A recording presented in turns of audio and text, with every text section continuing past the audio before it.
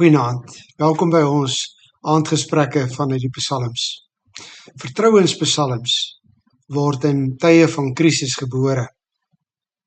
Vertrouenspsalms is in die ewige woord van God opgeneem vir krisistye van vandag. Psalm 46 is 'n vertrouenspsalm. Dit sing met 'n eenvoudige kinderlike geloof in die Here in 'n tyd van krisis.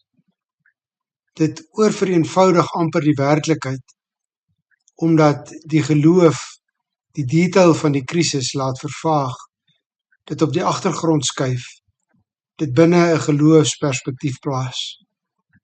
God is vir ons 'n toevlug en 'n beskerming, sing die psalm. Hy was nog altyd bereid om te help in nood. Daarom is ons nie bang nie.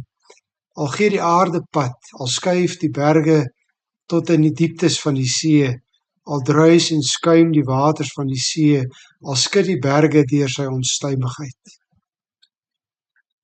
Ons weet nie wat die krisisomstandighede was waarin die digter verkeer het nie.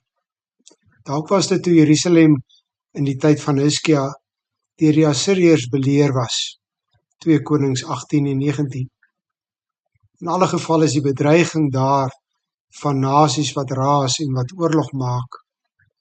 Daar is ook van natuurrampe sprake, van aardbewings wat berge laat skud en van waters van die see wat druis en skuim.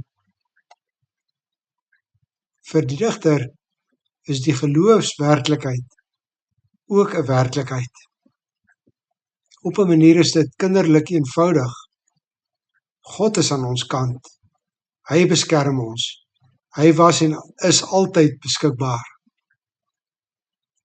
Hoe is dit moontlik om so met geloof te kan sing? Want dinge is nou maar nie altyd so eenvoudig in die hartlike werklikheid waarin ons leef nie. Dit is nie vir ons altyd so maklik om in 'n krisis te verklaar dat ons nie bang is nie.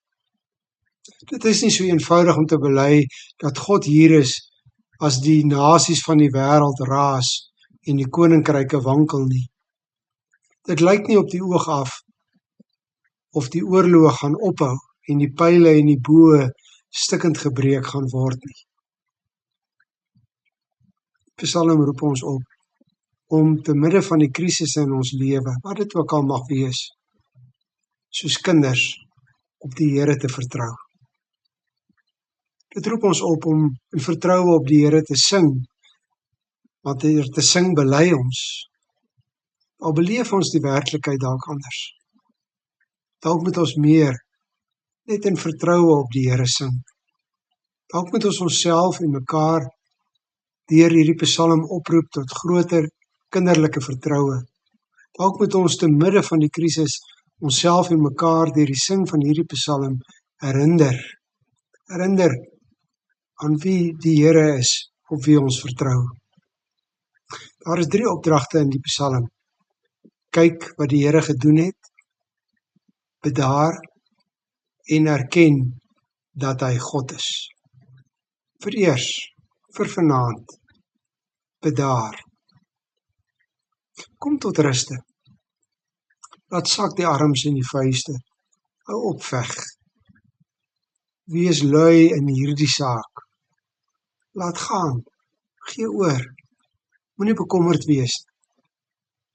Want die Here, die Almagtige, is by ons.